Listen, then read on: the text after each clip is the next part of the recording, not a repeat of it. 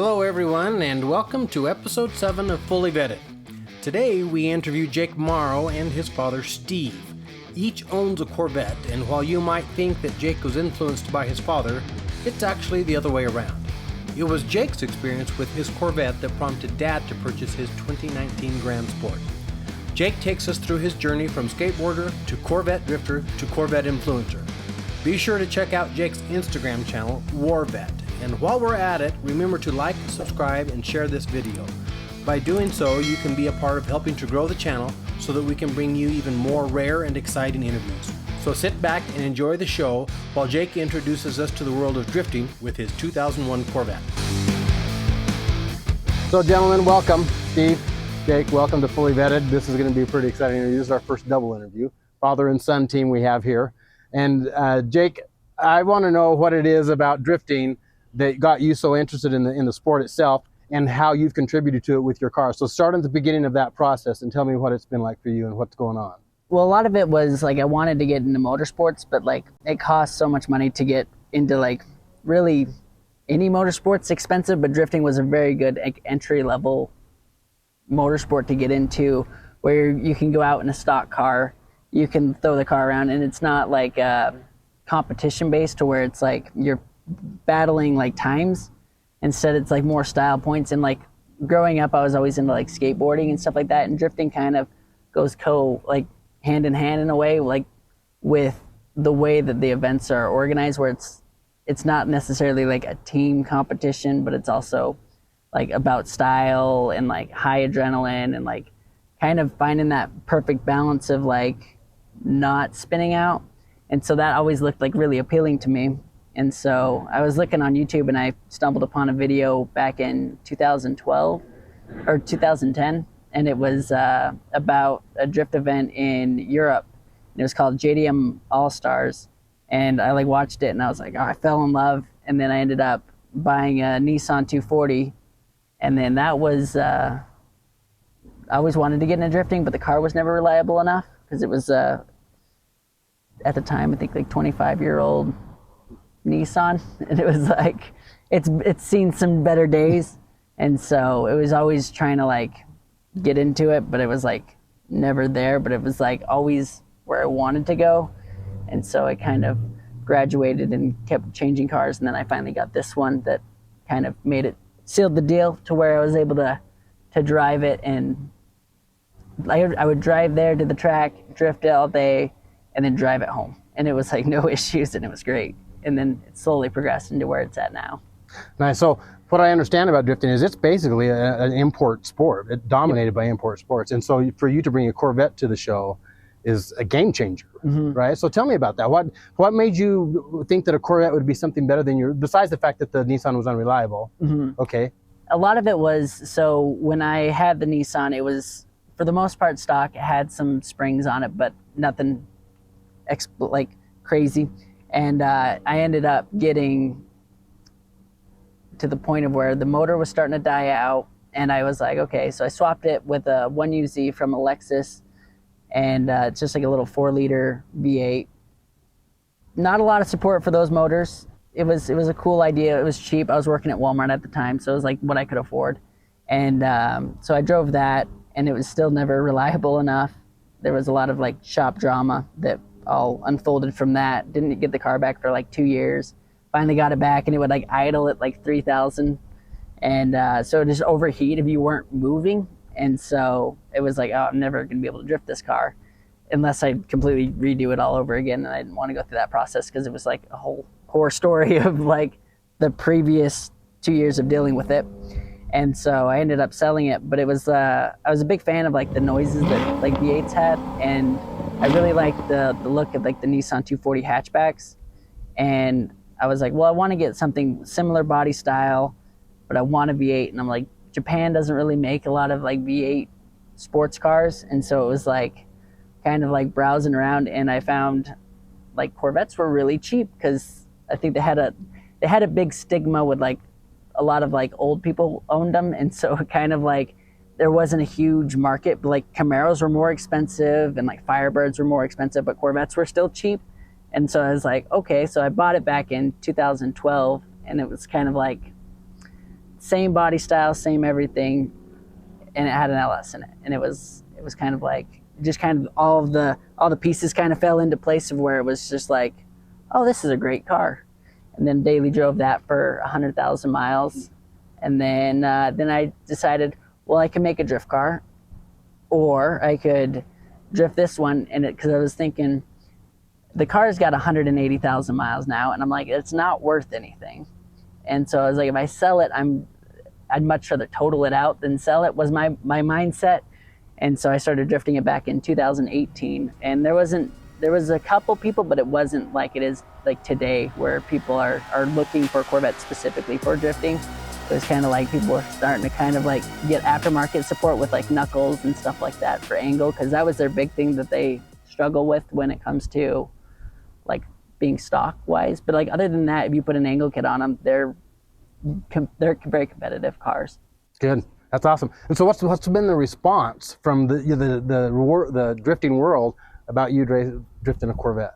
At first, there was a lot of like, I can't believe he's taking that on track. But now they became so popular that it's like, I'm to the point of where I'm like, okay, now I got to push that boundary even more, to where it's like I'm unique enough to where I can stay relevant in a way, because they're becoming like the go-to chassis. Because with COVID going on, a lot of the like European sports cars in like the 90s and 2000s have gone up significantly.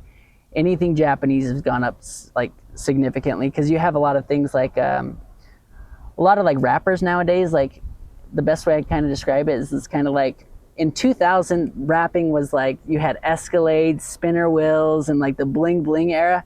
But now it's like they're taking a lot of these like old Japanese iconic cars, and they're like, oh, this, like they'll do them up, and then like they're like, oh yeah, and they'll rap about it and stuff like that. And like skateboarding shops have like started like carrying car stuff as well. And so it's like now it's getting a huge hype with like the car industry, especially for those cars that were like sports cars in Europe and Japan. And so it's like the American market's kind of getting there, but it's still like it hasn't hit that hype yet, so it's still like relatively cheap.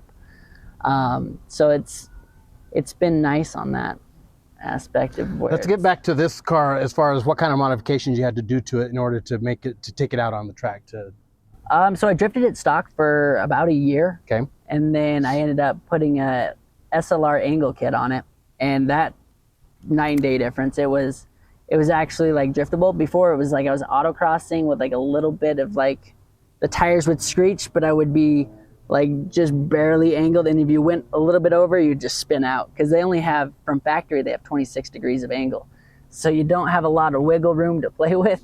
And so it was always like when you're going, it was like, okay, you're drifting, okay, you're out, you've gone too far, and there was like no coming back. But once you get an angle kit for it, like you could drift them with the leaf springs still, and like completely stock. You don't have to do anything other than like angle. And then it's slowly progressed to where it's got a full angle kit, silver coilovers, LS3, 500 horsepower, AccuSump system, standalone, the whole 9 yards, of where it's just slowly kind of pieced it together. Yeah, you've got quite a setup here. It's pretty nice. I noticed you've got 2 different rims on the front and the back. Is there any particular reason why, or? I just haven't got around to finding a set that I like, but also, so in the front with the angle kit, so your wheels are, when they go to like 60 degrees, there's a lot of stuff that you hit on the inside of your wheel well. So I had to get a small wheel, so I have an 8 wide in the front, and then I've got a 10.5 in the rear. Trying to find wheels that match, that look good, they have an 8 and then like a 10.5 is like hard to kind of find. And plus, like Corvette spec wheels are a little bit harder to come by that look good. At what point did you get the car to where it was fun? What was the time frame on that? What year was that about? I got the car in 2014 or 15, and then I daily drove it for, it was 2015, and I daily drove it for about 4 years, and then it's turned into a drift car. In 2018 was my first event. It was the last one at Rocky Mountain Raceway. They had their last midnight drags and drift, which was very nerve-wracking, and I wanted to puke, but it was a lot of fun, because I was like, if I'm gonna do it, I want to make sure I drive that track, because I can do it now. It's just there was walls, and I was like, I kind of want to like go somewhere that's not cup like full of walls because I don't want to total out the car the first event. But it was just kind of, everything kind of fell into place. And then it was like an opportunity where it was like, if I don't drift it now, I'm going to regret it for the rest of my life, because it was like they were demolishing it that month. And so it was like, okay, let's commit. And then after, like, once I hit the track, everything was good. And then it's just been easier and easier every event. Nice. To get through the nerves. So now it's like there's no nerves at all, and I'm just like, maybe it's gonna get totaled out. I don't know. So at that point, were you in love with the Corvette at that point that you decided this is the car for me, right? Yeah. It was kind of. So I had the 240, and then I bought a Mustang for like, it was about 3 months of owning it, and then I know what I look like, and when I got out of the car, I felt like one of those girls that like in like the big lifted trucks, and they get out and they're just small. I'm like, that's what I look like in the Mustang. I'm like, it's not for me. Like I gotta go back to like sports cars, not really a muscle car kind of guy. And so I ended up buying the Corvette, and my father was actually not pleased about the change. He's like, this Mustang is so nice. Like, don't get a Corvette. That's what old people drive. Steve, so at what point did you involve yourself in this whole scenario of the drifting and the Corvette and what brought you to the game? So, yeah, Jake definitely drugged me into the game. As he's mentioning all this stuff, it's kind of funny listening to him talk about it all. I went with him to pick this car up. It was down and he was, younger than he is now, in his 20s, and he was the pickiest kid. As for most kids, would go out and they'd see a Corvette or something cool and be like, yeah, I want it, even if it's not in good shape. He was so picky when it came to what he was going to get, which I appreciated. I respected that. But it was funny because he found this guy online. It was in Spanish Fork. And he said, hey, you want to go down with me in case I want this one? That way, we can get back and stuff. And so I was like, of course, I'll go down there with you. We do a lot of things like that together. So I drove down there with him, and I remember pulling up into the neighborhood, going down the street, and as I see this red Corvette, this one, sitting out there, it was beautiful. It was immaculate. It was in perfect shape, and I remember we pulled up behind it, and Jake's like, yeah, he was kind of looking at it and stuff, and we ended up, he took it for a test drive with the owner of it at the time, and I'm sitting there watching this thing, and then he got through with that and decided, okay, yeah, no, I might get it. And I'm asking him to the side, hey, you're going to get that, right? Like, you're not going to find, I think he got it for like $11,000 or something. It was pretty cheap and I'm like, you're getting that, right? I'm thinking, if you're not getting it, I'm going to buy this thing. So he's like, yeah, I might. Yeah, I probably will. So he ended up buying it from the guy. I hadn't driven it yet. So I'm like, all right, Jake, since I drove all the way down here with you, I'm going to drive this thing back. So he jumps in our car, in my other car. We ended up driving it to about Centerville, I guess it was, and I finally was able to switch back with him. I'm like, okay, fine, I'll give it back to you. But that was probably the first start of me actually having an experience with the Corvette and wanting to try it out. So I really liked it. It was a really nice car. Jake, literally, when he says he drove this thing daily, literally wintertime.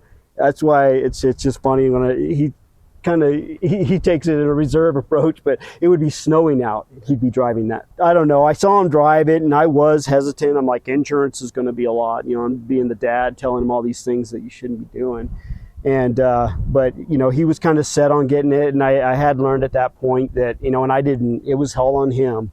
And so I just, to the point where, well, you make your choices, you know what I mean? So that was my experience with the Corvette, and he's been, like he said, he went through the story of his drifting, with it. He started doing that. That was another one too. Once again, really nice car. All of a sudden gets it out on Rocky Mountain Raceway. We went down there, my wife and I went down there to watch him, and there's concrete barriers all over the place there, and it was a figure-8 track. We're watching Jake go down there and just flying into the turn and then just spinning it, get going again, just flying, spinning it. I mean, it was just constant. We're like, this car at that time was still really good shape, but he kept going, he's like, I was like, it's cool, he's gonna figure it out, you know what I mean? Because that's what he did with skateboarding. Like I said, he got pretty good at skateboarding once he did that. So I was like, he'll figure it out. If he doesn't wreck it, he'll figure it out, you know. So he took it out that time, like he was telling you, and after that, he started going to other events once they closed Rocky Mountain down. He started going to some out-of-state events up in Idaho with it, and eventually this thing evolved, and you'll have to see some pictures of that evolution of being red with still lightning bolts, the yellow lightning bolts across the side. And yeah, it's been an evolution, I guess you could say, you know. And he's been doing UMC mainly. We went up to Oregon this summer. That was a great trip. That was an excellent trip, you know, as far as hanging out goes. But yeah. So he got you excited about Corvettes, so you just went out and bought your own, right? Ish. I was like, you know, I started thinking about, I'm always looking at different things to get. It wasn't for me so much Corvette, as much as it's just, you know, I've had a Volkswagen camper van. I've got an 82 Datsun 4x4. I've got an MGB. I've got a lot of different cars, and I just like the experience of different things mainly, you know. But after seeing him beat this thing up like he did, I mean, redlining this thing all day long with the old LS1 with 180,000 miles on it out on the racetrack, it kind of made me realize, wow, those things, they hold up pretty well, you know. So that was kind of what drove me to deciding I was interested. So I started looking on KSL like I always do when I get interested in something. And I was talking to my wife one day, and I said, hey, so I was thinking about getting a Corvette. And she's like, why don't you? And of course, she's learned by now, you know, that I always have something in my back pocket. I had the Corvette. Jake went with me to go look at it. And it was probably about 2-3 weeks after that I ended up with this guy. So I'm falling more and more in love with it the longer I have it. How many miles you got on it? I've got a lot of miles on it. Really? I've got about 50,000 miles on this car. Wow. The guy before me, I think I've got even more than that, maybe 55. The guy that had it before me put about 40,000 on it, and I bought it almost a year or two ago. So he was driving this thing, the guy before me. Well, they're no fun as garage queens. Agree. And I didn't buy it for resale. And the other reason, this is the funny part going back to Jake's, I actually was fine with that mileage because I saw what he did with this guy, with that LS1 and 200,000 miles and redlining it, that I'm like, these cars are made for it. I'm not even worried about, you know, I'm never going to put the amount of miles that he has on his just because I don't drive it daily. But I was like, you know what? It brought the price down for me into a real good price point for a 19. And I love the color. I would have preferred a manual. Personally, I like manuals a lot, but my wife doesn't know how to drive a manual. And so out of courtesy to the fact that she even let me do it, I bought an automatic. So, but I haven't been unhappy with it either. It's been nice. A manual, it does improve the driving experience on one level, but the automatic transmissions these days are just so top notch. It's really nice. Yeah. It does have paddle shifters, and I messed with them a little bit. I'm gonna hopefully get more into that when I get into using it on the amateur track at Utah Motorsports Complex. That lady you met at the trek that I came in, she in her Corvette, she let me drive it. And the paddle, it's a different animal with the paddle shifters. It is. It really is. I've driven up by Snow Basin a little bit when I knew that the roads were clear, and it was a lot of fun. And I'm like, I got to get this out on the track because this is the funny car. It can drive like my Honda Accord I had, and it can, and it will, and it'll feel. You know, I mean, you can feel obviously differences, but the overall driving, it can be super refined.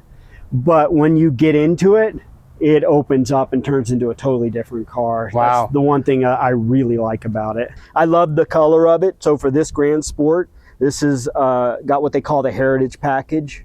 And the Heritage Package basically just mimics the design of, I think, 63 when they built the first Grand Sport, which is a really interesting history. If you've never heard about it, it's one to look into. But basically, they wanted to make the Grand Sport in order to compete in Le Mans.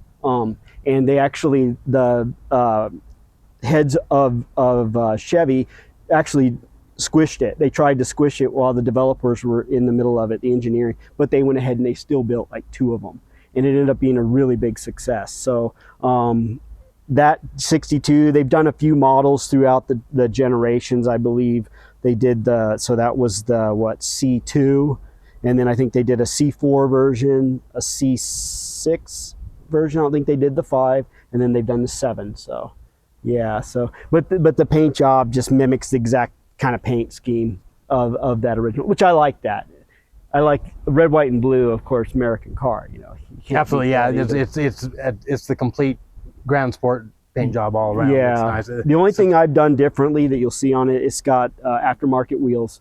I had to switch them because of what a lot of C7s, Z06, and Grand Sport owners find: cracked wheels. It's a big issue with Chevy. So I had 2 cracked wheels. So really? I had this. Yeah. So they have problems because the barrels are so big on them. If you hit bumps, you can actually crack the wheel. And they'll eventually start leaking.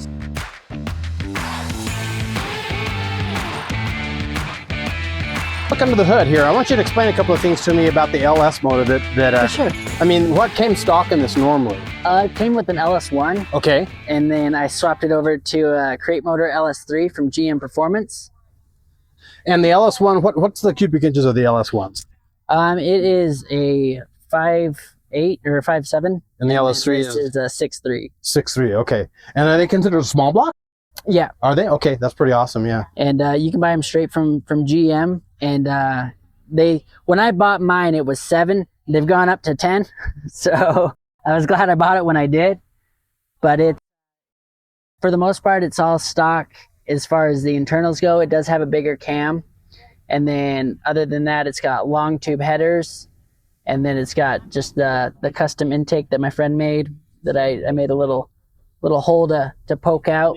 And then it's got an AccuSump, so that will hold oil for the motor. So when I'm drifting, if the motor oil sloshes over to one side, it'll sense that with the Holley standalone system, and it will spray oil so that it doesn't have any dry spots. Nice. So it's like the cheap way of doing a dry sump. Okay. That makes sense. It works pretty That makes similar to where you have it to where it'll sense, oh, okay, shoot oil, so it holds 5 quarts of oil. And so I use that for like a safety device. So it's like, And it does that all automatically. You don't have to do Yep. anything, right? Okay. yeah. that's So awesome. the computer will sense it, and it will just snap it right into place to where it will just shoot oil. That's awesome. Now you got a standard in here, a 4-speed, or Yeah, it's the T56, Okay. so 6-speed manual, okay, cool. and that's all has the LS7 clutch and flywheel from the C7 or C6 Z06. Oh, okay, cool. And other than that, everything else is stock as far as differential go. I did rebuild the drive line so that it could handle it a little bit more, because when I had everything out, I was like, I would just buy once, cry once. I don't want Right. to have Right. to deal with like getting it all together and then drifting on it and then just saying, because the car had 180,000 miles, so it was like putting a new motor with more power. It was like, do I want to drift it and then like have little things break and then have to tear it all apart? The best way to describe it is it's controlled chaos. So the feeling is very similar to like if you're driving in wintertime and you hit like a patch of snow on like the interstate and your car kicks out. Very similar when it comes to that, but you're going 60 and it's dry. So tons of tire smoke, tons of excitement when it comes to like engine noises, and you're just redlining the car, and it's just kick the back end out so you don't have any traction in the rear. I mean, you have a little bit of traction, but you're trying to push that rear end out, and you're steering with the front wheels, but you're controlling chaos in the best way that you can without spinning out. So you're trying to go as much angle on the back, and then you angle out the front end, and you just kind of crab walk as much as you can while going 60 to 100 miles per hour. So is that the competition part of what's going on here? Tell me a little bit about that. So competition drifting, you have a lead car and a follow car, and then you're basically, as the lead car, you're going and you're hitting clipping points. So you'll have like little squares where you want to get that rear end of the car, and you're continuously drifting, and then you're going as much angle and as fast as you can go. And as the chase driver, your job is just to follow and mimic exactly what that person's doing as close as possible to that car, and then you'll end up swapping over at the end of the finish line. So you'll go back, you'll switch places, and then the chase car will then be the lead car, and then the lead car will be the chase car, and then they basically judge those 2 runs. So it's a point system usually out of 100. And so if you chase somebody and you're just on their door with the car and you're full angle, and then they switch points, and then like that person's a little bit further, then the other person would get the win. So then they'd move on, and usually they do a 32, and then it gets down to top 12, and then it kind of goes from there. And so until you get a first place winner. So it's basically style. Yep. Okay. So it's a style. That makes a lot of it's a sense. very judged sport. So you'll have. So it's not like regular like motorsports where you're either battling the time clock or you're going for like positions. Like, oh, I want to be first. I got to get the finish line first. Instead, it's just like, okay, this is the set course.